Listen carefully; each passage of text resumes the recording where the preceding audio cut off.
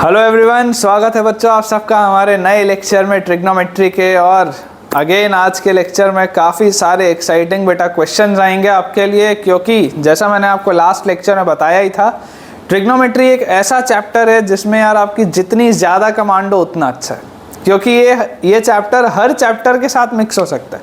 सो अगर आपका ट्रिग्नोमेट्री बच्चों थोड़ा सा भी कमज़ोर है तो आपको देर सवेर तकलीफ आएगी, और हमें यही इंश्योर करना है कि आपको कोई भी तकलीफ ना आए। इसलिए आज का भी जो लेक्चर होगा बेटा, it will be purely dedicated on some of the best questions that can be made in trigonometry. ठीक है ना, कुछ बढ़िया सवाल अपन आज करने वाले हैं जिससे कि आपकी प्रैक्टिस बहुत ही अच्छी हो। तो आज का लेक्चर बच्चों हम स्टार्ट करते हैं। आज के लेक्चर का जो सबसे बड़ा और पहला सवाल है, काफ़ी एक लंबा सा सवाल है और बड़ा सवाल है, अच्छा सवाल है। क्वेश्चन हमारे पास बेटा लिखा है 3 सर्कल्स, मैं लिख देता हूँ है ना, 2-3 मिनट लगेंगे सवाल लिखने में ही, बहुत बड़ा सवाल है। 3 circles touch each other, 3 circles touch each other externally. ठीक है, 3 सर्कल्स हैं जो एक दूसरे को एक्सटर्नली टच करते हैं। पहली बात, the tangents at their point of contact, the tangents at their point of contact, the tangents at their point of contact. इनके पॉइंट ऑफ कॉन्टैक्ट में बच्चों जो टेंजेंट्स हैं, the tangents at their point of contact meet at a point whose distance from meet at a point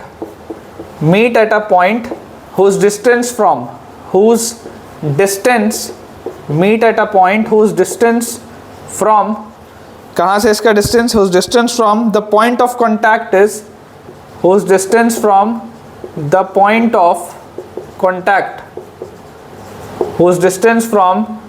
point of contact is 4 centimetre. अभी सवाल का क्या मतलब है आपको आएगा समझ में, 4 सेंटीमीटर।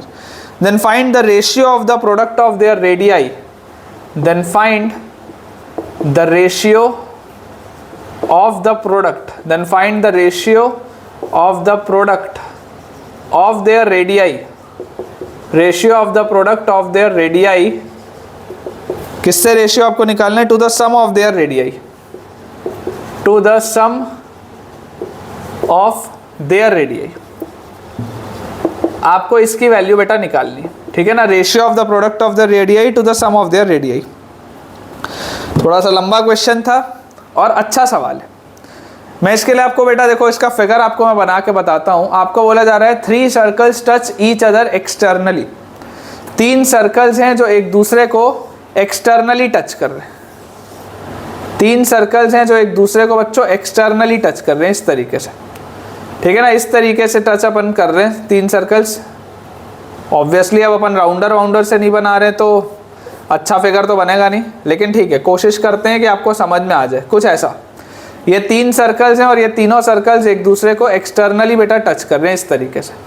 ठीक है ना, they are touching each other externally, इस तरीके से बेटा टच हो रहे हैं 3 सर्कल्स।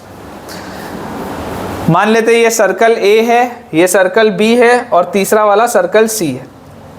अपन ऐसा मान लेते हैं, पहले वाले सर्कल का सेंटर ए मान लेते हैं, दूसरे वाले सर्कल का सेंटर बी मान लेते हैं, तीसरे वाले सर्कल का सेंटर अपन सी मान लेते हैं। 3 circles touch each other externally, ये हो गया। The tangent at their point of contact. अब इसको मैं थोड़ा सा बड़ा करके यहाँ पर बनाऊंगा ताकि आपको समझ में आए। फिलहाल देखो क्या लिखा है, the tangent at their point of contact meet at a point whose distance from the point of contact is 4 centimetre. देखो, the tangent at their point of contact, इनके point of contact पे, ये एक का point of contact है, ये एक point of contact है और ये एक point of contact है। ये 3 आपके पास point of contact है। आपको बोला जा रहा है इन point of contact पे जब आप tangent बेटा डालते हैं, इन पॉइंट ऑफ कॉन्टैक्ट पे जब आप टेंजेंट डालते हैं, आप चाहे तो थोड़ा सा जूम कर सकते हैं वीडियो को अगर आपके मोबाइल में वो फीचर हो, अदरवाइज मैं यहाँ पर भी आपको थोड़ा सा बड़ा इसको बना के दिखाऊंगा। बोला जा रहा है the tangent at their point of contact, इनके पॉइंट ऑफ कॉन्टैक्ट पे जब आप टेंजेंट डालेंगे, meet at a point whose distance from the point of contact is 4 centimetre. ये एक ऐसे पॉइंट पे मिलते हैं, लेट अस सपोज इसको मैं बोल दूं पॉइंट पी। ये एक ऐसे पॉइंट पे मिलते हैं whose distance from the point of contact is 4 centimetre. तो पॉइंट ऑफ कॉन्टैक्ट से इसकी दूरी 4 सेंटीमीटर है, पॉइंट ऑफ कॉन्टैक्ट से इसकी दूरी 4 सेंटीमीटर है। फिर बोल रहा है then find the ratio of the product of their radii to the sum of their radii. देखो मान लो ये जो पहला आपका सर्कल है, आपको एक प्रॉपर्टी तो पता ही होगी कि जब दो सर्कल्स एक्सटर्नली टच होते हैं तो ये जो ये वाला पॉइंट होता है, ये जो एक्सटर्नल टच वाला पॉइंट होता है बेटा, ये ए बी पर लाई करता है। क्लास 10th में सर्कल्स में पढ़ते हैं ये कि जब आप दो सर्कल्स के सेंटर को बेटा ज्वाइन करते हैं तो ये जो पॉइंट ऑफ कॉन्टैक्ट होता है ना दोनों का, वो उस लाइन सेगमेंट पे लाई करता है। ऐसा 10वीं कक्षा में पढ़ाया जाता है, ठीक है। वैसे ही इधर भी होगा इस तरीके से, और वैसे इधर भी होगा इस तरीके से। ये आपके पास फिगर है। मैं ऐसा करता हूँ, इस फिगर को यहाँ पर आपके लिए थोड़ा सा बड़ा बना देता हूँ ताकि आपको समझ में आए कि हो क्या रहा है।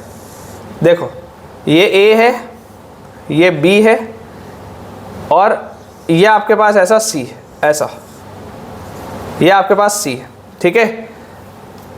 ए और बी में, ए और सी में, और बी और सी में कहीं पर ऐसे पॉइंट्स हैं जिनमें जब आप टेंजेंट बनाते हैं इस तरीके से, जिनमें जब आप इस तरीके से टेंजेंट बनाते हैं तो ये मीट करते हैं किसी पॉइंट P पे, meet at a point whose distance from the point of contact is 4। इसका P का डिस्टेंस इस पॉइंट ऑफ कॉन्टैक्ट से 4 है, इस पॉइंट ऑफ कॉन्टैक्ट से 4 है, इस पॉइंट ऑफ कॉन्टैक्ट से 4 है। ये वो ट्राइंगल है जो मैंने यहाँ पर बनाया है, ठीक है, ताकि आपको थोड़ी सी क्लैरिटी रहे।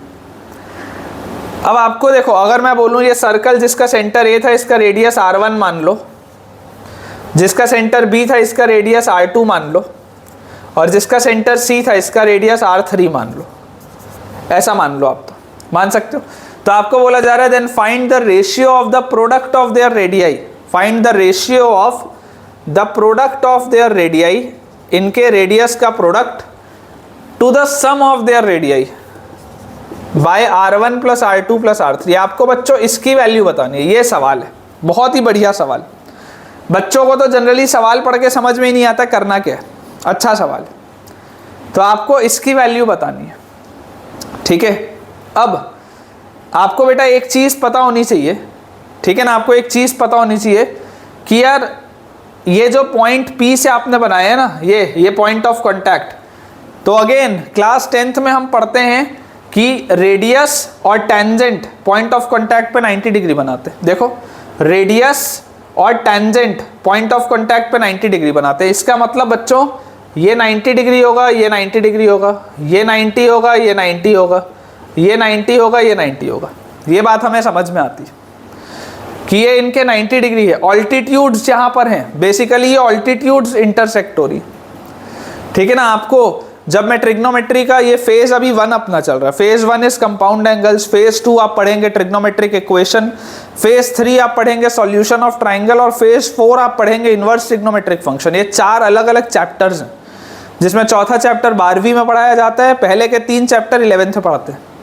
तो जब आप सॉल्यूशन ऑफ ट्राइंगल पढ़ेंगे ना, उसमें मैं आपको बताऊंगा, या इवन जब हम कोऑर्डिनेट ज्योमेट्री पढ़ेंगे उसमें भी आएगा कि ऑल्टीट्यूड्स जहां पर इंटरसेक्ट करती है ना उसे ऑर्थोसेंटर बोलते हैं।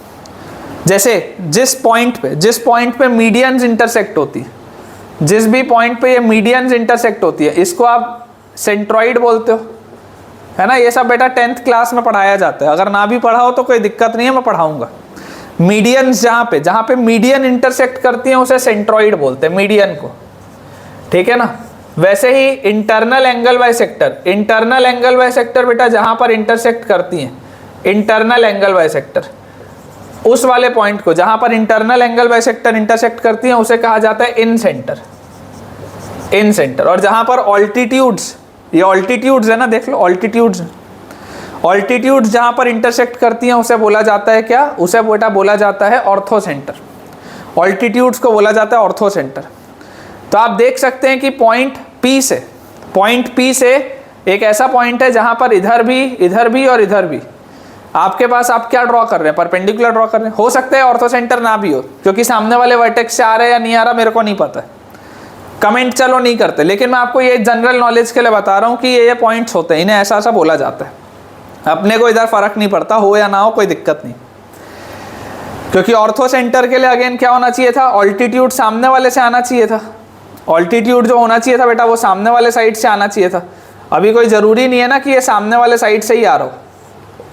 देखो ऑल्टीट्यूड ये होता है इस तरीके से, अगर ऑल्टीट्यूड होता तो ऐसा होता, तो ये ऑर्थो सेंटर होता। तो यहाँ पर P ऑर्थो सेंटर होगा भी या नहीं आप बोल नहीं सकते, हो भी सकता है नहीं भी हो सकता। हो भी सकता है, नहीं भी हो सकता, ठीक है ना। इस पे कमेंट नहीं करते, इस पे कमेंट अपन नहीं करते कि ऑर्थो सेंटर है कि इन सेंटर है कि सरकम सेंटर है, इस पे अपन कमेंट नहीं करते, ये सब अपन पढ़ेंगे।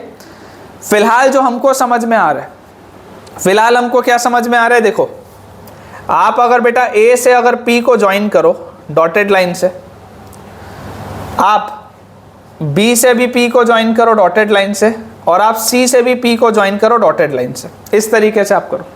और आप फिलहाल के लिए कोई भी एक ट्राइंगल का पेयर उठाओ, कोई भी एक ट्राइंगल का पेयर अपन मान लो ले लेते हैं इस पॉइंट को, इस पॉइंट को अपन मान लेते हैं डी, इसको मान लेते हैं ई, इसको मान लेते हैं एफ, और ये बीच वाला तो पॉइंट पी है ही। ये पी कौन सा पॉइंट होगा फिलहाल के लिए आप इग्नोर करो, इनमें से कौन सा होगा उसको आप इग्नोर करो, उस पर अपन नहीं जाते। मैं तो आपको सिंपल सा बोल रहा हूँ कि अगर आप ये वाला बेटा ट्राइंगल पेयर उठाओगे तो आप ले लो, मान लो ट्राइंगल एडीपी, एडीपी, और आप ले लो बेटा ट्राइंगल एएफपी, एडीपी और एएफपी, आप तो बोलो एडीपी और एएफपी। ये दोनों ट्राइंगल में देखो ये R1 है तो ये R1 है, ठीक है, ये R2 है तो ये R2 है, ये R3 है तो ये R3 है।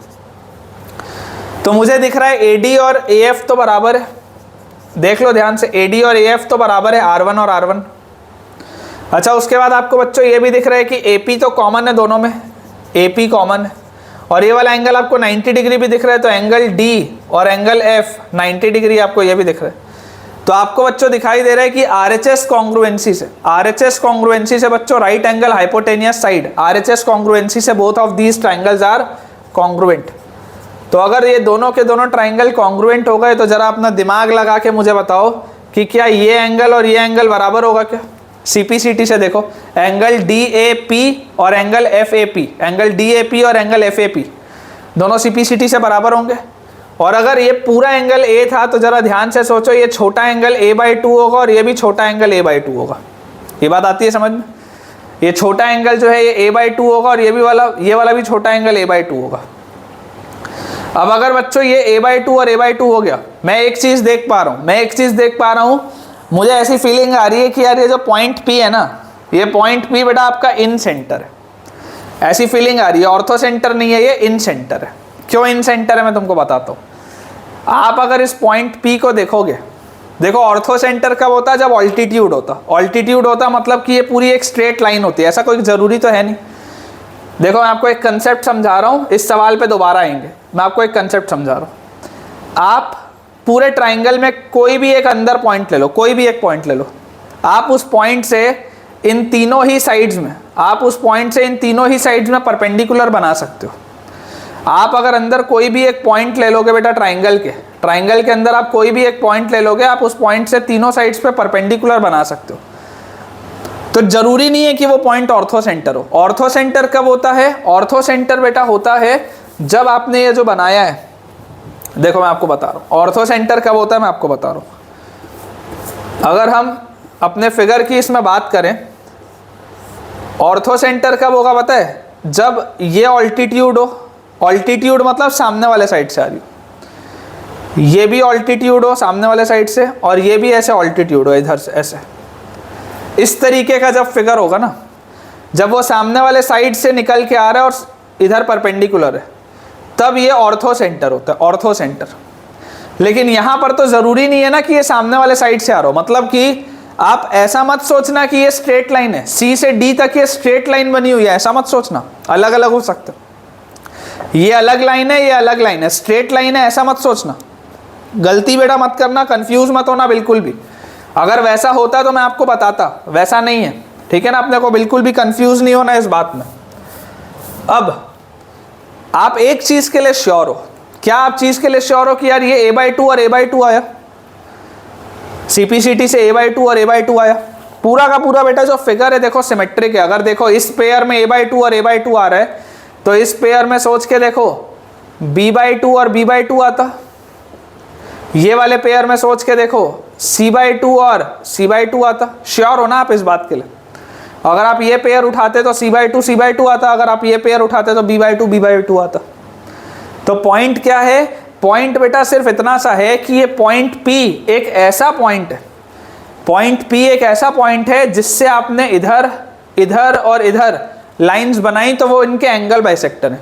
बेसिकली आप बोल सकते हो कि BP is the angle bisector of angle B। देखो दोनों एंगल बराबर है। ये मैं आपको एक्स्ट्रा बता रहा हूँ, इसका सवाल में कोई यूज नहीं है। लेकिन अगर मान लो कोई अच्छा सवाल होता, मोर देन वन करेक्ट का सवाल होता जिसमें बहुत सारे ऑप्शंस आपको चेक करने होते, उसके लिए इंपॉर्टेंट होता। तो आप देख सकते हैं B से P आपने जो लाइन बनाई है this is an angle bisector. ये A से P भी जो आपने लाइन बनाई है this is an angle bisector. ये जो C से P आपने लाइन बनाई है ये भी एक एंगल बाइसेक्टर है। तो बेसिकली जहां पर एंगल बाइसेक्टर्स इंटरसेक्ट होती है, जहां पर एंगल बाइसेक्टर्स इंटरसेक्ट होती हैं उस पॉइंट को बोला जाता है इन सेंटर। तो ये जो पॉइंट P होगा ना, हमारे हिसाब से पॉइंट P होगा बेटा इन सेंटर, जहां पर आपकी एंगल बाइसेक्टर्स इंटरसेक्ट होती है। It is not ortho centre. Ortho centre के लिए तो ये पूरी स्ट्रेट लाइन होनी चाहिए थी, स्ट्रेट लाइन नहीं है। ये भी पूरी स्ट्रेट लाइन होनी चाहिए थी, स्ट्रेट लाइन नहीं है। ये भी पूरी स्ट्रेट लाइन होनी चाहिए थी, ये सब स्ट्रेट लाइन नहीं है बेटा। ठीक है, तो this must be in centre, ये इन सेंटर होगा। एक्स्ट्रा नॉलेज है, अगर पेपर में आता तो पता होना चाहिए था।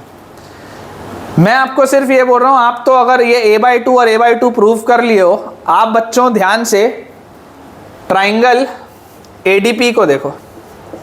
ट्राइंगल ADP, ये जो ट्राइंगल ADP है इसमें एक एंगल 90 डिग्री है, एक एंगल a/2 है। जरा सोचो, अगर मैं बोलता tan a/2 तो tan a/2 क्या होता? परपेंडिकुलर बाय बेस 4/r1 आता। tan ऑफ a/2 क्या आता? 4/r1। सिमेट्री ये बोलती है कि tan ऑफ b/2 क्या आएगा? देखो ध्यान से, अगर मान लो tan ऑफ b/2 लिखा है तो tan of b/2 will be 4/r2।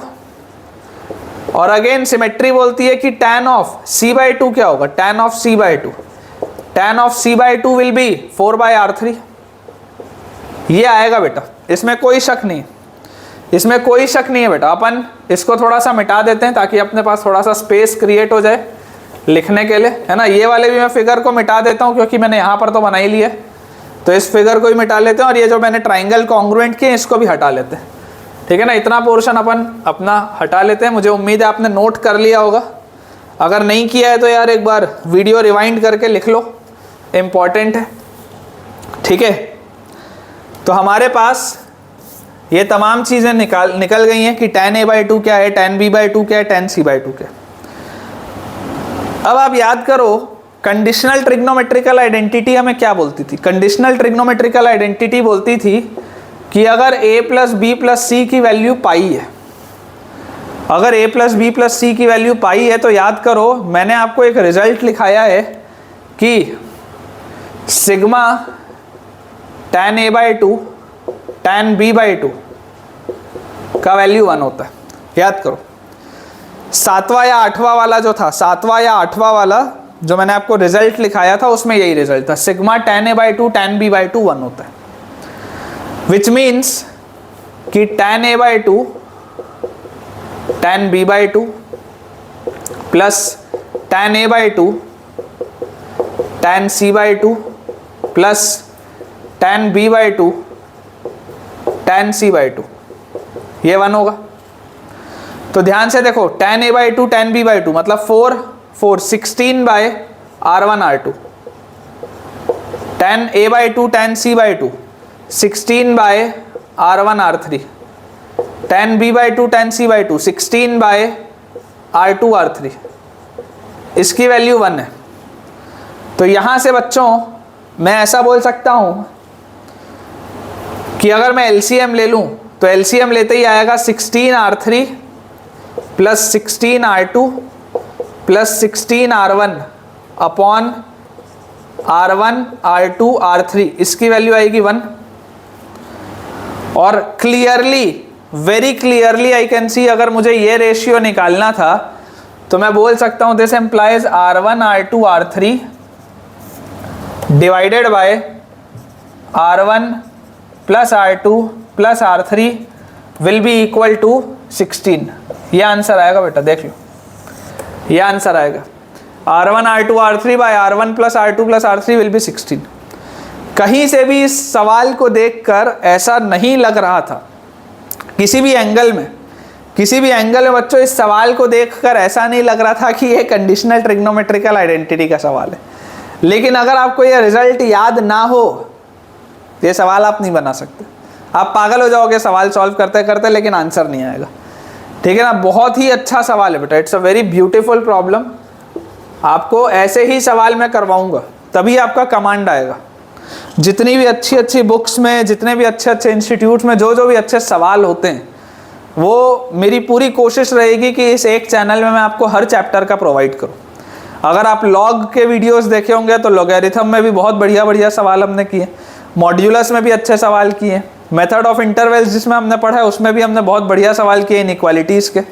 और वैसे ही अब ट्रिग्नोमेट्री भी आप देख रहे हैं कि हम बहुत डिटेल में चल रहे हैं, अपने को कोई हड़बड़ी नहीं है क्योंकि सिलेबस आराम से होगा, कोई दिक्कत नहीं है। 11th में तो कोई तकलीफ आती ही नहीं, बहुत समय है बेटा, आराम से होगा सारी चीज़ें। अभी कम से कम अपन 4-6 लेक्चर और लेंगे ट्रिग्नोमेट्री के, ताकि आपको और बढ़िया से चीज़ें समझ में आए। ठीक है, इसे बेटा हम क्लियर कर लेते हैं तेज़ी से और फिर अपन अपने अगले सवाल की तरफ आगे बढ़ते हैं। आज के लेक्चर में भी हम बहुत सारे बेटा अच्छे अच्छे क्वेश्चंस की प्रैक्टिस करेंगे।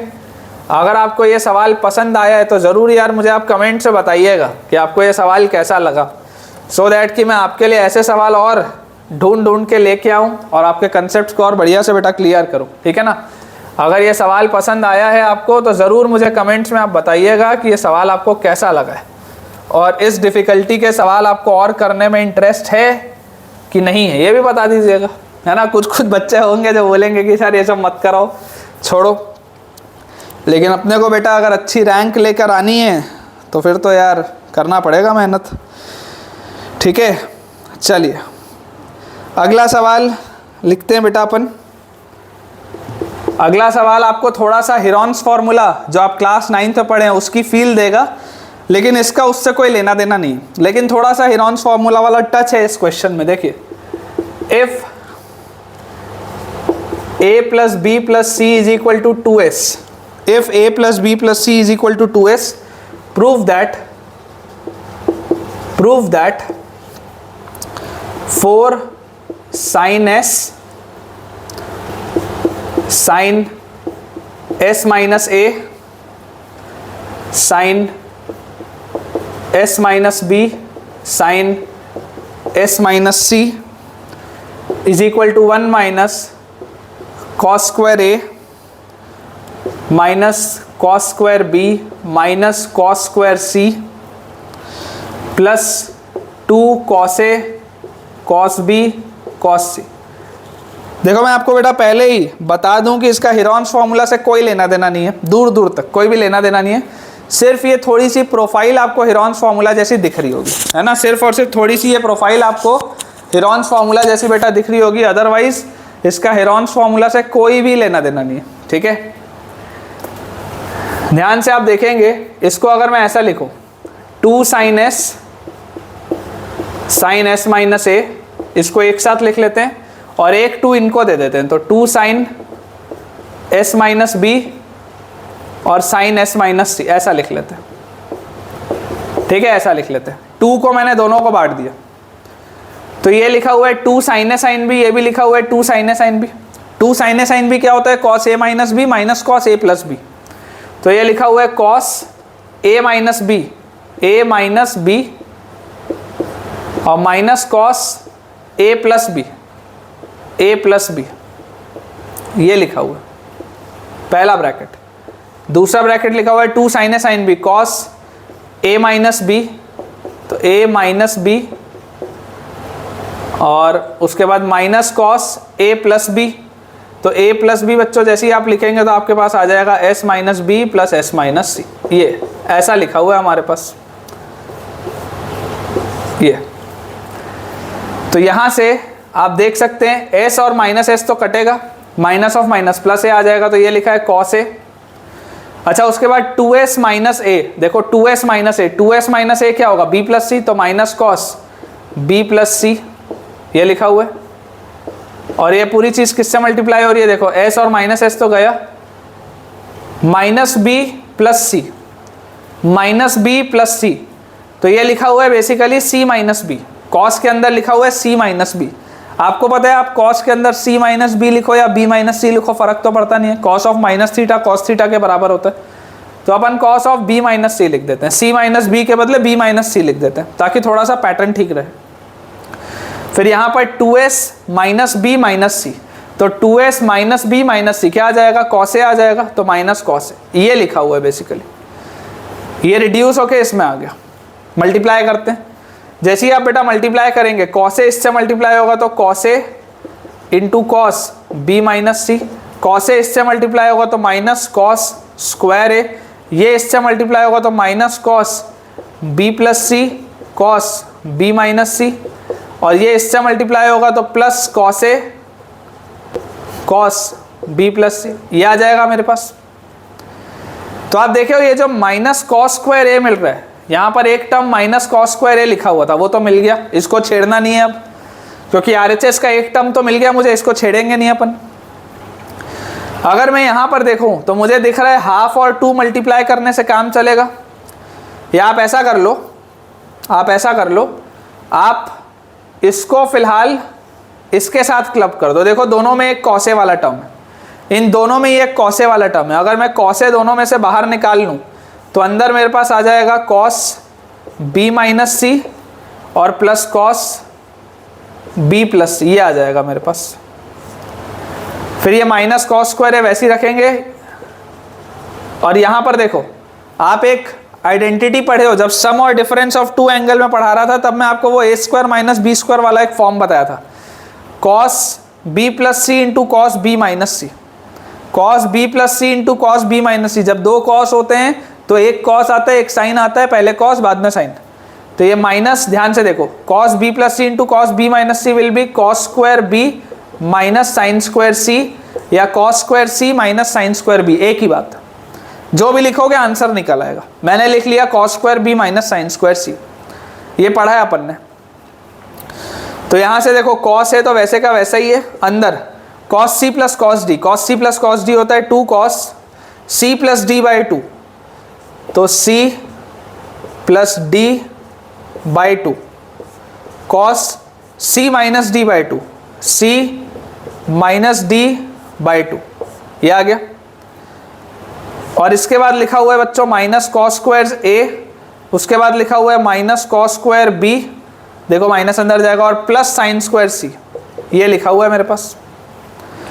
तो यहाँ से देखो माइनस सी प्लस सी तो गया, बी और बी 2b बाई 2 बी, तो 2 कॉस ए, ये 2 बाहर निकाल लिया, कॉस ए वैसे ही ये सॉल्व हो के आया क्या, कॉस बी, और ये क्या लिखा हुआ है देखो b और माइनस बी गया, माइनस सी और minus C, minus two C by 2 minus C, और कॉस ऑफ माइनस सी क्या होता है कॉस सी, तो 2 cos A cos B cos C, minus cos square A minus cos square B, और ये जो प्लस साइन स्क्वायर सी लिखा हुआ है इसको आप लिख सकते हैं 1 माइनस कॉस स्क्वायर सी, देख लो सेम चीज़ है, 1 आ गया, ये 1 लिखा हुआ है, minus cos square A minus cos square B minus cos square C, minus cos square A minus cos square B minus cos square C, plus 2 cos A cos B cos C plus 2 cos A cos B cos सी।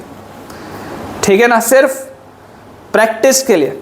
ये एक ऐसा सवाल है जिसमें बहुत सारे results आपके practice हो जाएंगे, बहुत सारे रिजल्ट्स आपको याद हो जाएंगे। इम्पॉर्टेंट नहीं है, डिफिकल्ट भी नहीं है, बस ये है कि पेशेंस रखते हुए सॉल्व करते चलो। थोड़ा सा ऐसे सवालों को सॉल्व करने से ना कॉन्फिडेंस आता है, थोड़ा सा अपने को कॉन्फिडेंस आता है बच्चों जब अपन ऐसे वाले सवालों को सॉल्व करते हैं कि यार बनाया जा सकता है। पिछले रिजल्ट्स को याद रखने के लिए बहुत अच्छा है ना, इससे आपको ये इंश्योर हो जाता है कि मुझे मेरे पिछले रिजल्ट्स याद है। अपन जल्दी से बेटा अपना बोर्ड क्लियर कर लेते हैं, और उसके बाद फिर नेक्स्ट हमारे क्वेश्चंस जो और आज करने हैं वो भी अभी करेंगे। तो अपन जल्दी बेटा अपना बोर्ड क्लियर करते हैं, बहुत सारे आज अपने को सवाल करने हैं, प्रैक्टिस अच्छे से करनी है। ठीक, तो अपना बेटा देखो जो नेक्स्ट क्वेश्चन है, नेक्स्ट हमारे पास जो सवाल है मैं देख लेता हूँ अगला सवाल अपने को क्या करना है। ये हमने प्रूव कर लिया है अच्छे से, ठीक है। अब अपने पास एक रिजल्ट है, जो अपने को डिराइव करना है। एक इम्पॉर्टेंट रिजल्ट है बच्चों जो अपने को डिराइव करना है, which is tan of a plus B plus C. This is an important result जो अब हम डिराइव करेंगे, tan of a plus B plus C. इसका क्या फॉर्मूला होता है पहले मैं लिख देता हूँ, याद रखना पड़ेगा। tan of a plus B plus C होता है tan a plus tan b plus tan c minus tan a tan b tan c divided by 1 minus tan A tan B minus tan A tan C minus tan B tan C। बहुत लंबा सा result है। कई सारे बच्चे सोच रहे होंगे कि सर आपको याद कैसे, शॉर्टकट है, अभी बताऊंगा, ठीक है ना। पहले इसको अपन डिराइव कर लेते हैं, इंपॉर्टेंट है, याद होना चाहिए। शॉर्टकट इसका अभी मैं बता दूंगा आपको 10 मिनट के अंदर अंदर कि कैसे आपको याद रखना। tan of A plus B plus C को आप बच्चों लिख सकते हो tan of A plus B एक साथ और प्लस सी, इसको आपने एक साथ लिखा। अब tan of A plus B क्या होता था? tan of A plus B होता था tan A plus tan B by 1 minus tan A tan B, 1 minus tan A tan B, यही रिजल्ट होता था। जहां पर ये A प्लस बी को मैं एक टर्म बोल रहा हूँ, C को दूसरा टर्म बोल रहा हूँ, तो tan A plus tan B by 1 minus tan A tan B ऐसा होता था। इसको आप एक्सपैंड करो, tan of A plus B is tan A plus tan B upon 1 minus tan A tan B और प्लस tan C वैसे का वैसा ही divided by 1 minus tan of A plus B tan A plus tan B upon 1 minus tan A tan B, और ये पूरी चीज़ multiply हो रही है विथ tan C। ये मेरे पास लिखा। इसको बेटा देखो आप क्या लिख सकते हैं, अगर आप LCM लेंगे तो यहाँ पर आपके पास लिखा हुआ है tan A plus tan B, ये लिखा हुआ है। ये 1 minus tan A tan B इसके पास आएगा तो प्लस tan C, और माइनस देखो माइनस क्या आएगा, tan A tan B tan C आएगा, इसको मैं प्रोडक्ट tan A लिख लेता हूँ, ठीक है, अपॉन ये 1 minus tan A tan B लिखा हुआ है, 1 minus tan A tan B। अब इस पूरे के डिनोमिनेटर में क्या लिखा है, यहाँ पर देखो ये 1 minus tan A tan B इधर आएगा तो 1 minus tan A tan B, ये इसके पास आ गया, और ये माइनस जब अंदर जाएगा तो minus tan A tan C, और उसके बाद आएगा minus tan B tan C, और इसके देखो डिनोमिनेटर में क्या लिखा है 1 minus tan A tan B। तो मेरे पास बेटा आप देख सकते हैं ये 1 minus tan A tan B दोनों में लिखा है, तो ये तो कट जाएगा, इसे कट करना तो बहुत सेफ है। इसके बाद देखो क्या आ जाएगा, tan A plus tan B plus tan C, tan A plus tan B plus tan C minus product tan A मतलब minus tan A tan B tan C minus tan A tan B tan C upon 1 minus वही चीज़ लिखी हुई है अपने को proof करना था। देखो 1 minus tan A tan B minus tan A tan C minus tan B tan C। तो ये तो बेटा अपना हो गया डेरिवेशन जो आपको याद होना चाहिए, ये हो गया अपना डेरिवेशन जो आपको याद होना चाहिए। अब सवाल ये उठता है कि इसको हम याद कैसे करें। यहाँ तो आपने 3 एंगल लिखा तो ठीक था, अगर मान लो 4 हो 5 हो 6 हो तो क्या करेंगे। डाउट आता है मन में कि यार अगर बहुत सारे एंगल होंगे तो क्या करेंगे, क्या कोई शॉर्टकट है, क्या कोई ऑब्जर्वेशन है जो हमें करना है। तो ऑब्जर्वेशन है बेटा, एक जनरल ऑब्जर्वेशन होता है, एक शॉर्टकट होता है tan के रिजल्ट के लिए, ठीक है ना। ये तो आपको याद होना ही चाहिए। अब मैं आपको एक जनरल ऑब्जर्वेशन बताता हूँ कि tan के रिजल्ट्स में एक जनरल ऑब्जर्वेशन क्या होता है। जनरल ऑब्जर्वेशन बेटा अपन पहले अपना बोर्ड क्लियर कर लेते हैं, उसके बाद लिखते हैं, इंपॉर्टेंट है बहुत वो भी, उस पर भी बेटा सवाल बनते हैं, है ना। वो जो जनरल ऑब्जर्वेशन वाली मैं आपको चीज़ बोल रहा हूँ उस पर भी क्वेश्चंस आते हैं, आए भी हैं पिछले सालों में, अपन करेंगे भी लेक्चर्स में उसको।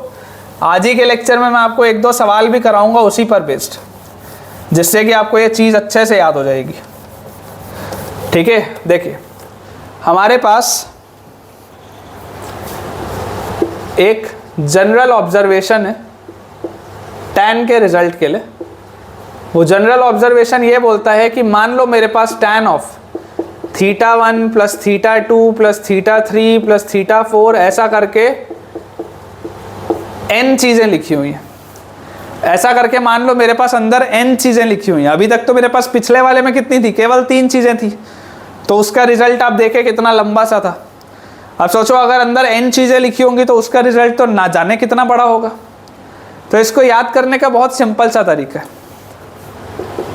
S1 minus S3 plus S5 minus S7 and so on upon 1 minus S2 plus S4 minus S6 and so on.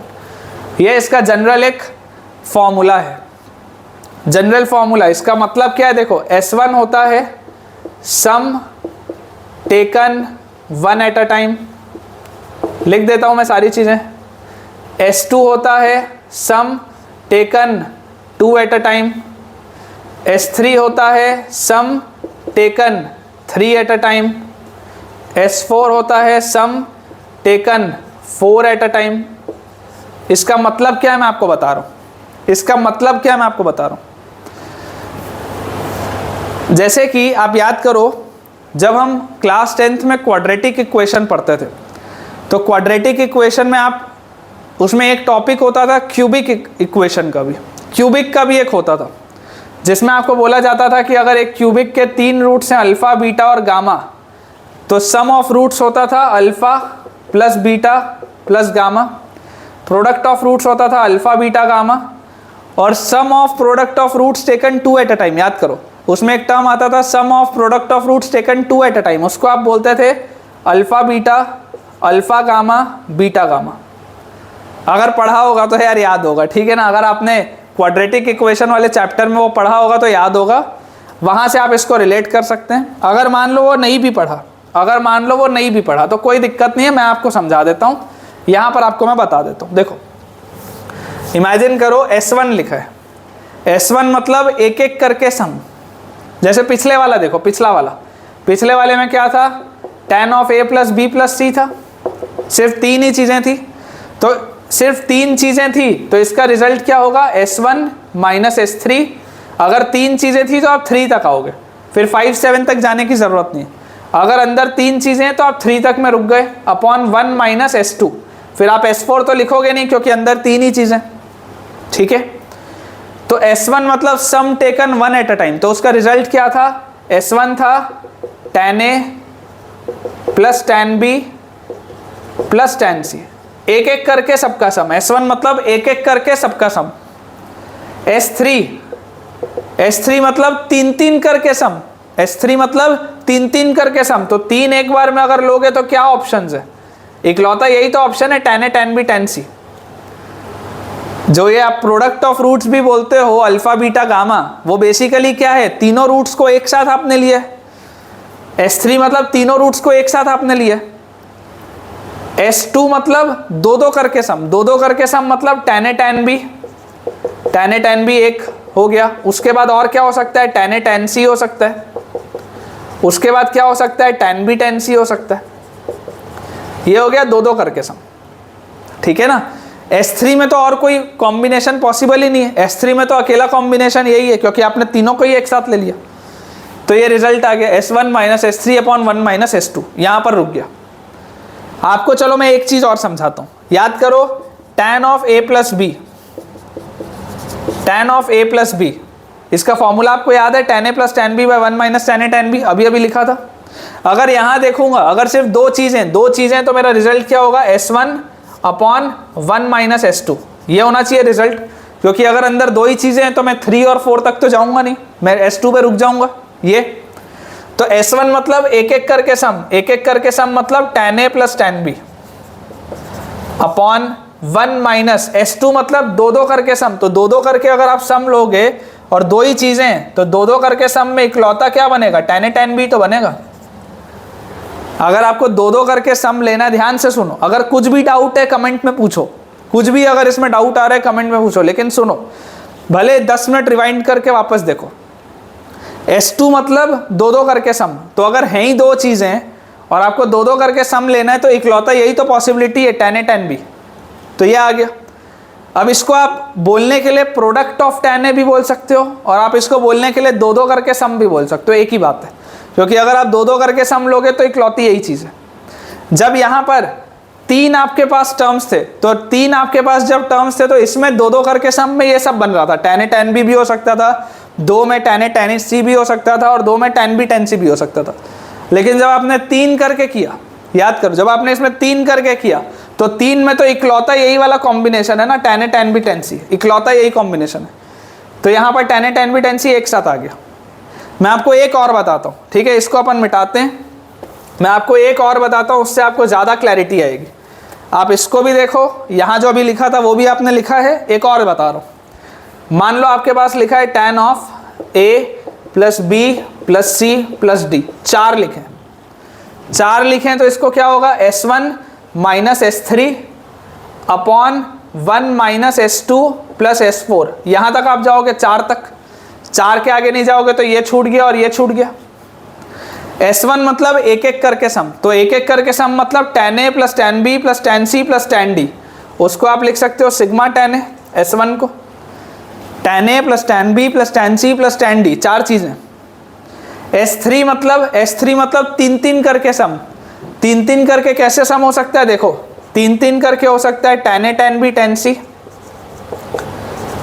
3 करके हो सकता है tan A tan C tan D, फिर 3 में हो सकता है tan B tan C tan D, फिर 3 करके हो सकता है tan A tan B tan D। ये 4 पॉसिबल केसेस हैं, यही 4 हो सकते हैं 3 करके, इसके अलावा तो कुछ नहीं आएगा। तो ये सब आएगा यहाँ पे S3 में। उसके बाद जब आप S2 लिखोगे तो S2 में बहुत सारा बनेगा, tan A tan B tan A tan C tan A tan D tan B tan C tan B tan D और tan C tan D, 6 चीज़ें बनेंगी। ये 6 चीज़ें बनेंगी S2 में। दोबारा सुन लो जो अभी 5 सेकंड 10 सेकंड रिवाइंड करके दोबारा सुन लो जो बोला, tan A tan B tan A tan C tan A tan D, उसके बाद tan B tan C tan B tan D और उसके बाद tan C tan D, ये 6 चीज़ें आपके पास बनेंगी S2 में। लेकिन जब आप S4 बोलोगे कि चारों को एक साथ लेके आप कितने तरीके से सम निकाल सकते हो, तो अगर आप चारों को ही बेटा एक साथ ले रहे हो तो इकलौता एक ही तो केस है, tan A tan B tan C tan D, और कोई भी उसमें केस नहीं आएगा। ठीक है, आई होप मैंने थोड़ा सा क्लियर किया है। अपन इस पर सवाल करेंगे तो आपको ज़्यादा क्लैरिटी आएगी। ऐसे वाले पे सवाल बनते हैं लेकिन बहुत कम बनते हैं, ठीक है ना। लेकिन जो मैंने आपको लिखाया था tan of A plus B plus C, जिसका रिजल्ट यहाँ पर लिखा हुआ है S1 minus S3 bye 1 minus S2, जिसको आप बोलते हैं tan A plus tan B plus tan C minus 3 करके एक ही तरीके से tan A tan B tan C upon 1 minus 2 करके tan A tan B tan C tan A tan C। इस पे सवाल बनता है, ठीक है, इस पे बेटा सवाल बनता है। मैं इसको एक बार मिटाता हूँ और आपको एक बार मैं इसमें कुछ क्वेश्चंस कराता हूँ ताकि थोड़ी सी आपको क्लैरिटी और आए। मैंने आपको पहले ही बोला था कि देखो हमको नई नई चीज़ें पढ़नी पड़ेंगी तभी हमारा कमांड अच्छे से आएगा, तो घबराने की कोई बात नहीं है। ये सब भी यार आपको समझ में आ जाएगा जब आपने इतनी सारी ट्रिग्नोमेट्री पढ़ ली, इतने सारे लेक्चर्स देख लिए, इतनी सारी आपने जब न्यू चीज़ें याद कर ली, ये भी हो ही जाएगा यार, कोई बहुत बड़ी बात थोड़ा ना, कोई रॉकेट साइंस तो है नहीं, आराम से हो जाएगा बेटा याद ये भी। ठीक है, आपको ये कंसेप्ट भी आ जाएगा समझ में, S1 S2 S3 S4 का कंसेप्ट भी आपको समझ में आ जाएगा धीरे धीरे। ठीक है, तो अपन देखो इस पर मैं आपको कोई सवाल ढूंढता हूँ, मैं आपको इस पर बेस्ड एक आध सवाल कराता हूँ। ठीक, क्वेश्चन है बेटा अपने पास, सवाल लिखा है if alpha plus beta plus gamma plus delta is equal to 2 pi, ये चारों का सम है 2 pi. Prove that sigma tan alpha is equal to product tan alpha multiplied by sigma cot alpha. ये सवाल है। आप अगर चाहें तो आप बेटा 2 मिनट वीडियो को पॉज कर सकते हैं, 2 मिनट वीडियो को पॉज करके आप खुद भी अटेम्प्ट करके देख सकते हैं, और अगर चाहें तो आप डायरेक्टली सुन भी सकते हैं। देखिए इसमें आपको लिखा हुआ है alpha plus beta plus gamma plus delta 2 पाई है, तो क्या मैं दोनों साइड अगर इसमें tan ले लूँ तो मैं ऐसा लिख सकता हूँ कि tan of alpha plus beta plus gamma plus, इसको डेल्टा बोलते हैं। ठीक है ना, ये जो मैंने बनाया है ये जो मैं बना रहा हूँ दिस इज़ डेल्टा। ठीक है ना, ये इसको डेल्टा बोलते हैं इस तरीके से, ऐसा। ठीक है, इसको डेल्टा बोलते हैं। बाकी अल्फ़ा बीटा गामा तो आप पढ़े ही हो, दिस इज़ कॉल्ड डेल्टा, जो लास्ट वाला है। तो अगर alpha plus beta plus gamma plus delta की वैल्यू 2 पाई है तो अपन ने दोनों साइड tan ले लिया। अब चार चीजें तो इसका एक्सपेंशन कैसा होगा, S1 माइनस S3, इसके बाद क्या होता था प्लस S5 होता था, तो S5 तो मैं लिखूंगा नहीं, चार चीजें upon 1 minus S2 plus S4, इसके बाद माइनस S6 होता था, वो तो मैं लिखूंगा नहीं, चार चीजें is equal to tan of 2 pi क्या होता है 0, tan ऑफ 2 पाई क्या होता है 0। तो यहां से मेरे पास डायरेक्टली क्या आ गया कि यार S1 माइनस S3 0 होगा, नीचे वाले से तो कोई फर्क पड़ ही नहीं रहा, अगर ये पूरी चीज 0 है मतलब S1 माइनस S3 0 होगा। तो यहां से अपने पास बच्चों आ गया कि S1 और S3 बराबर है, यहां से अपने पास आ गया S1 और S3 बराबर है। अब इसका मतलब क्या है, S1 और S3 बराबर है, तो S1 क्या है, एक एक करके सम मतलब tan alpha plus tan beta plus tan gamma plus tan delta, ये एक एक करके सम इज इक्वल टू S3 क्या है, तीन करके सम कौन कौन सा होगा देखो, tan alpha tan beta tan gamma plus tan alpha tan beta tan delta plus sorry यहाँ पे गामा आ गया, यहाँ डेल्टा आ गया, plus tan alpha tan gamma tan delta plus tan beta tan gamma tan delta. यही चार चीजें हैं जो पॉसिबल हैं, यही चार पॉसिबल हमारे पास केसेस हैं। tan अल्फा बीटा, देखो alpha beta gamma, alpha beta delta, alpha gamma delta और बीटा गामा डेल्टा, यही चार पॉसिबल केसेस हैं। तो LHS अगर आप देखोगे तो LHS में तो क्या लिखा हुआ है, सिग्मा tan अल्फा, जो आपको लेकर भी आना था सिग्मा tan अल्फा। अब RHS अगर आप देखोगे तो RHS में बच्चों आप सोच के देखो कि अगर मैं इन चारों में से अगर मैं tan alpha tan beta tan gamma और tan डेल्टा कॉमन निकाल लूँ, अगर इन चारों में से बच्चों में ये कॉमन निकाल लूँ, कॉमन, तो देखो अल्फा बीटा गामा आ गया, यहाँ मैंने डेल्टा भी कॉमन निकाला है, तो अंदर यहाँ पर 1/tan डेल्टा बनेगा। सोच के देखो, तभी तो जब ये वाली चीज इससे मल्टीप्लाई होगी तो tan डेल्टा और tan डेल्टा कटेगा और tan अल्फा बीटा गामा आएगा। यहाँ पर अल्फा बीटा और डेल्टा है तो यहाँ पर 1/tan गामा बनेगा, तभी तो ये वाली चीज जब इससे मल्टीप्लाई होगी तो गामा और गामा वाला कटेगा और अल्फा बीटा डेल्टा वाला आएगा। यहाँ पर आ जाएगा 1/tan बीटा और लास्ट में बच्चों आ जाएगा 1/tan अल्फा। ठीक है, ये आ जाएगा हमारे पास।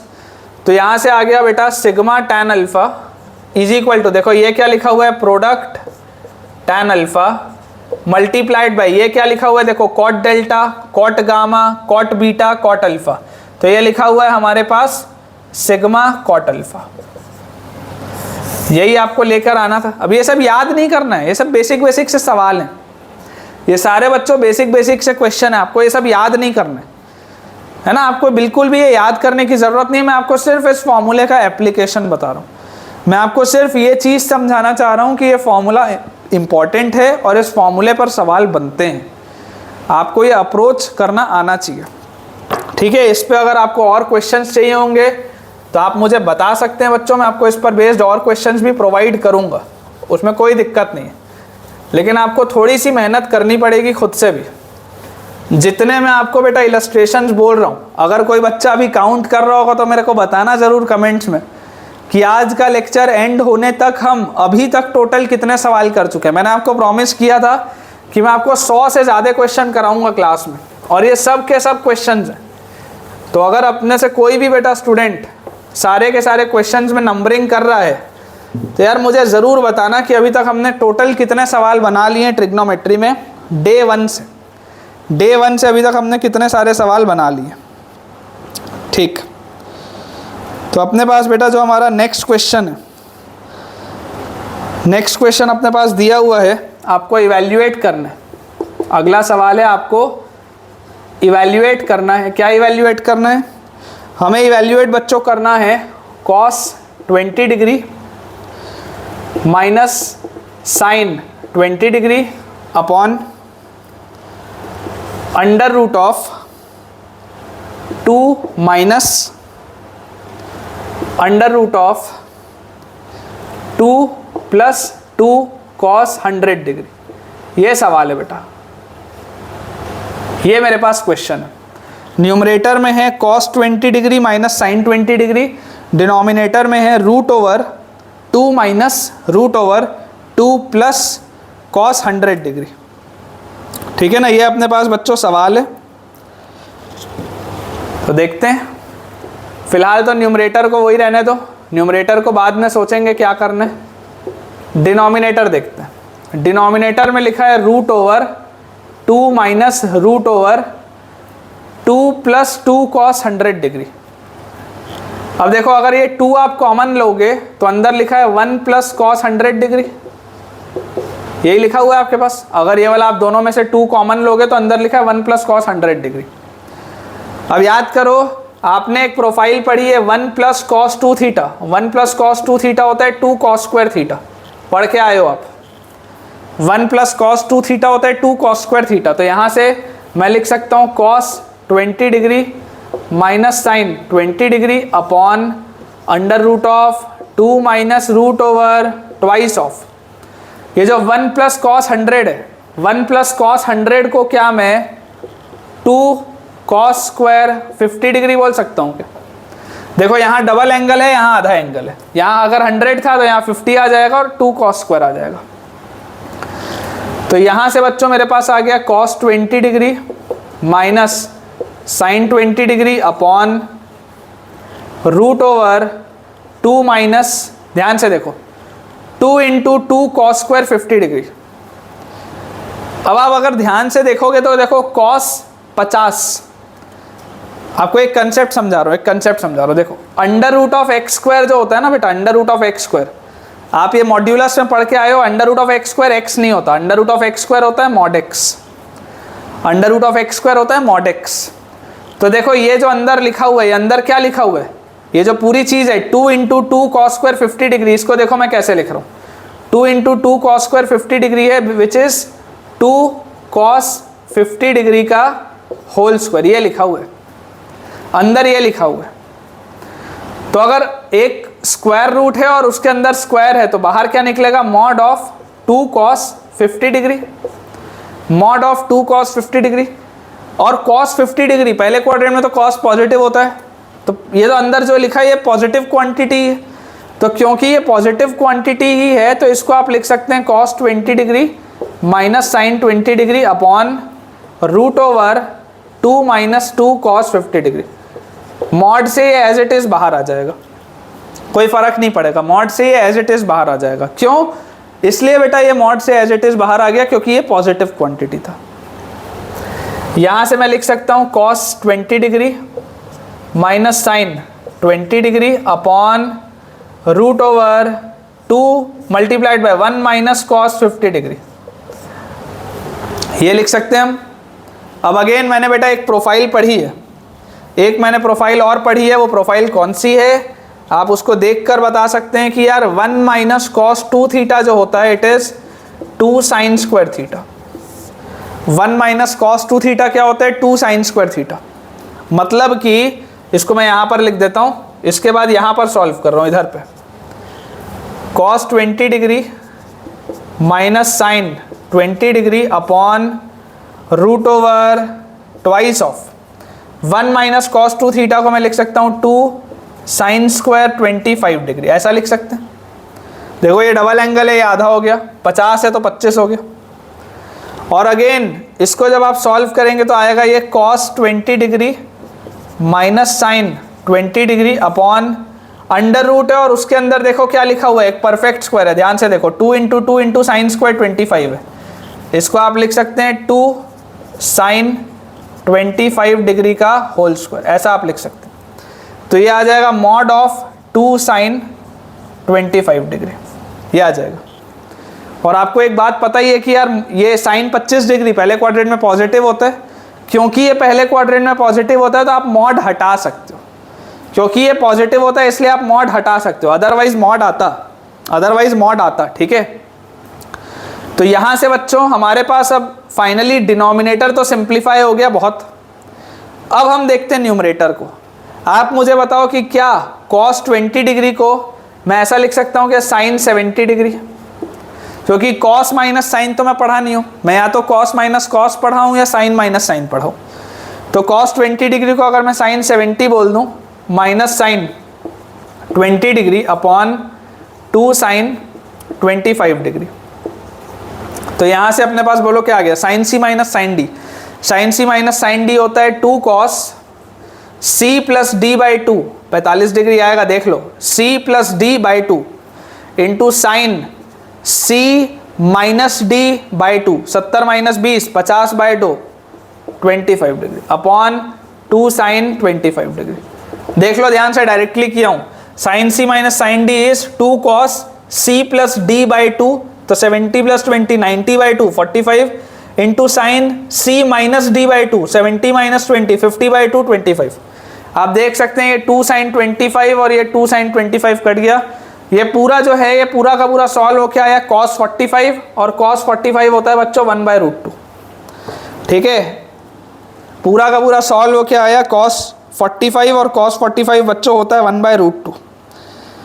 तो ऐसे अपने को आसान से तरीके से सवाल बनाने होते हैं, बस जो पॉइंट है, पॉइंट ये होता है कि हमारा कंसेप्ट क्लियर होना चाहिए। अगर हमारा कंसेप्ट बेटा क्लियर नहीं है तो हमको फिर प्रॉब्लम आएगी सवालों को बनाने में, ठीक है ना। ये मॉड्यूलस वाली मुझे आपको चीज़ सिखानी थी, इसलिए मैंने आपको ये चीज़ बताई। मैं आपको एक सवाल मैं आपको और कराता हूँ, काफ़ी बढ़िया एक सवाल है, एक क्वेश्चन अपन और करते हैं, इसमें आपको अच्छे से चेक करते बनेगा मॉड्यूलस की प्रॉपर्टी का, है ना। बहुत ही बढ़िया एक सवाल है, आप इसमें स्टार लगा के रखिएगा। ये पहले मैंने आपको ये आसान वाला क्वेश्चन कराया ताकि आपको अगला वाला सवाल समझ में आए, अदरवाइज अगर मैं आपको डायरेक्टली वो वाला सवाल करा देता तो आपको ये चीज़ बेटा बिल्कुल भी समझ में नहीं आती और आपके दिमाग में डाउट और रह जाता, ठीक है ना। इसलिए मैंने आपको पहले जो कराया वो एक ईजी क्वेश्चन कराया ताकि आपका थोड़ा सा कॉन्फिडेंस बूस्ट हो और आपको बेसिक समझ में आ जाए कि मॉड्यूलस का बेसिक क्या है और किस तरीके से मॉड्यूलस यहाँ पर अप्लाई हो रहा है। देखो अब मैं आपको अगला सवाल कराता हूँ, बहुत ही बढ़िया सवाल है बेटा, बहुत ही अच्छा सवाल। स्टार लगा लीजिए इस क्वेश्चन में, इसमें गलती होने के चांसेस बहुत हाई है। सवाल है, इफ थीटा बिलोंग्स टू पाई से 3π/2, पाई से 3π/2 मतलब कौन सा क्वाड्रेंट हो गया, third quadrant. If theta, sorry theta भी नहीं 2 थीटा लिखो, इफ 2 थीटा बिलोंग्स टू पाई से 3π/2, तो पाई से 3π/2 हो गया बच्चों कौन सा क्वाड्रेंट, थर्ड क्वाड्रेंट। 2 थीटा है थर्ड क्वाड्रेंट में। इवैल्यूएट, आपको इवैल्यूएट करना है अंडर रूट ऑफ, इवैल्यूएट लिख लो या सॉल्व आप लिख लो या सिंप्लीफाई लिख लो, इवैल्यूएट में तो आंसर वैल्यू में आता है, सिंप्लीफाई लिख लो, ठीक है ना। थोड़ा इंग्लिश का भी ध्यान देंगे, सिंप्लीफाई लिख लो। आपको सिंप्लीफाई बच्चों करना है √2 प्लस √2 प्लस 2 cos 4 थीटा, आपको इसको सिंप्लीफाई करना है। 2 प्लस 2 cos 4 थीटा, ये आपके पास सवाल है, ठीक है, इसको आपको सिंप्लीफाई करना है। और मैं यहाँ पर देख पा रहा हूँ कि 2 थीटा जो है वो पाई से 3π/2 में, पाई से 3π/2 में मतलब थर्ड क्वाड्रेंट में। आप देखो इसको आप कैसे लिख सकते हो, √2 प्लस √2 कॉमन लूँ तो 1 प्लस cos 4 थीटा, आप इसको लिख सकते हो, आप इसको ऐसा लिख सकते हो। और यहाँ से आपके पास आ जाएगा √2 प्लस √, ध्यान से देखना, 2 इंटू 1 प्लस cos 4 थीटा, याद करो अभी प्रोफाइल बताई थी, 1 प्लस cos 2 थीटा होता है 2 cos स्क्वायर थीटा, तो 1 प्लस cos 4 थीटा होगा 2 cos स्क्वायर 2 थीटा, ये आ जाएगा आपके पास। देखो ध्यान से, ये आपके पास आएगा बच्चों, ठीक है ना, ये आपके पास आ जाएगा। यहाँ डबल एंगल है, यहाँ उसका आधा हो जाएगा 2 cos स्क्वायर 2 थीटा। तो ये बेसिकली लिखा हुआ है √2 प्लस √2 cos 2 थीटा का होल स्क्वायर, ये ऐसा लिखा हुआ है, ये ऐसा लिखा हुआ है, देख लो ध्यान से, √2 cos 2 थीटा का होल स्क्वायर। अब रूट के बाहर आप स्क्वायर निकालोगे तो पिछले वाले सवाल में तो एंगल 50 डिग्री 20 डिग्री 25 डिग्री ऐसा था, तो मैं डेफिनेटली बोल पा रहा था कि पॉजिटिव है या नेगेटिव है, लेकिन यहाँ पर तो एंगल थीटा में दिया, यहाँ फंसेगा सवाल। ध्यान से देखो, 2 plus mod of 2 cos 2 theta, आपको ये लिखना पड़ेगा, आपको कंपल्सरीली बेटा ये लिखना पड़ेगा, नहीं तो गड़बड़ हो जाएगी। अंडर रूट के अंदर स्क्वायर है, आपको मॉड्यूलस लगाना पड़ेगा। और जैसे ही आपने ये लगाया, अब आप देखो 2 थीटा कहाँ है, 2 थीटा है थर्ड क्वाड्रेंट में। अगर 2 थीटा थर्ड क्वाड्रेंट में है तो देखो थर्ड क्वाड्रेंट में कॉस क्या होता है, थर्ड क्वाड्रेंट में कॉस होता है नेगेटिव। मतलब ये जो पूरी चीज़ लिखी है ये क्या है, ये पूरी चीज़ नेगेटिव लिखी है। अगर ये पूरी चीज़ नेगेटिव लिखी है तो यहाँ पर अपन सॉल्व कर लेते हैं। ये जैसे ही मॉड्यूलस ओपन होगा, क्योंकि अंदर वाली चीज़ नेगेटिव है, तो ये खुलेगा माइनस होके, मतलब ये आएगा सॉल्व होके, क्योंकि ये नेगेटिव आएगा अंदर। अंदर ये जो लिखा है this is negative third quadrant में, ये थर्ड क्वाड्रेंट में, this is in quadrant 3। Quadrant 3 में कॉस नेगेटिव होता है, इसलिए वो नेगेटिव होके खुला। अगर आप इसका ध्यान ना दो और मॉड्यूलस का ध्यान ना दो तो सवाल गलत हो जाएगा आपका। ये वेरी इंपॉर्टेंट स्टेप है बेटा, this is very important step, आपको ये पकड़ में आना चाहिए, नहीं तो आपका सवाल गलत हो जाएगा। अगर आप मॉड्यूलस नहीं लगाओगे और अगर आप क्वाड्रेंट नहीं पकड़ोगे और नॉर्मली सॉल्व कर दोगे तो आपका आंसर गलत आएगा। जैसे ये आया, अब यहाँ पर देखो under root of 2 into 1 minus cos 2 theta. 1 minus cos 2 theta क्या होता है, 2 साइन स्क्वायर थीटा। तो ये आ गया root over 2 into 2 sine square theta. मतलब ये लिखा हुआ है रूट ओवर 2 साइन थीटा का होल स्क्वायर। मतलब ये सॉल्व हो क्या आया, ये सॉल्व हो क्या आया, मॉड ऑफ 2 साइन थीटा, ये आया सॉल्व हो के।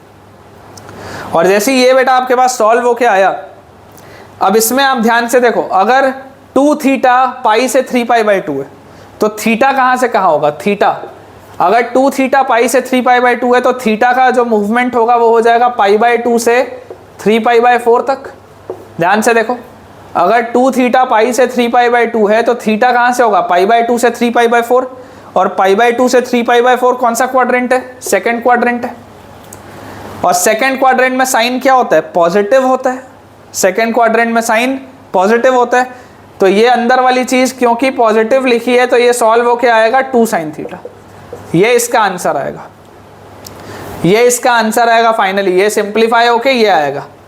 और ये इतना बढ़िया सवाल इसलिए है क्योंकि इसके 4 ऑप्शंस क्या थे, 2 cos थीटा जो बच्चा नॉर्मली सॉल्व करेगा। अगर आप बिना किसी भी बात का ध्यान दिए, अगर आप बिना मॉड्यूलस लगाए और आप बिना क्वाड्रेंट देखे अगर सॉल्व करेंगे तो 2 cos थीटा आंसर आएगा। दूसरा ऑप्शन आएगा -2 cos थीटा, कि अगर आपने मॉड्यूलस लगा लिया लेकिन आपने क्वाड्रेंट का ध्यान नहीं दिया तो -2 cos थीटा आएगा। एक ऑप्शन आएगा 2 sin थीटा जो करेक्ट आंसर है, और एक ऑप्शन आपके पास आएगा -2 sin थीटा, कि आपने यहाँ तक सारा सही सॉल्व किया, अगर आपने लास्ट स्टेप में गलती कर दी, अगर आपने लास्ट स्टेप में माइनस इसको नेगेटिव बोल दिया, तो अगर मान लो अंदर इसको नेगेटिव बोला होता तो मेरा आंसर -2 sin थीटा आ जाता, गलत हो जाता। बहुत ही अच्छा सवाल इसलिए क्योंकि इसमें गलती होने के चांसेस बहुत ज़्यादा हैं, ठीक है ना।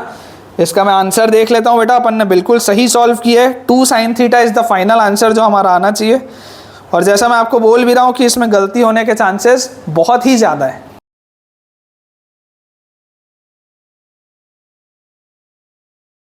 ठीक है बच्चों, तो इसके साथ हम अपने आज के लेक्चर के एंड में पहुंच चुके हैं। ऑलमोस्ट 1 घंटे का अपना लेक्चर हो चुका है आज।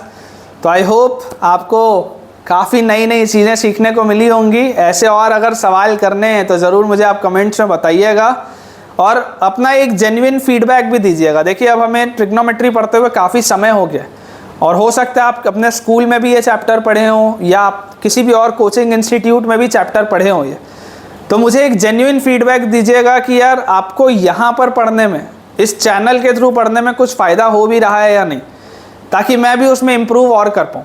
जो भी प्लस पॉइंट्स होंगे वो भी बताइएगा, जो माइनस पॉइंट्स होंगे वो भी बताइएगा, सो दैट कि ओवरऑल ये चैनल भी अच्छे से ग्रो कर पाए और आपकी भी पढ़ाई बहुत अच्छे से हो पाए। Thank you.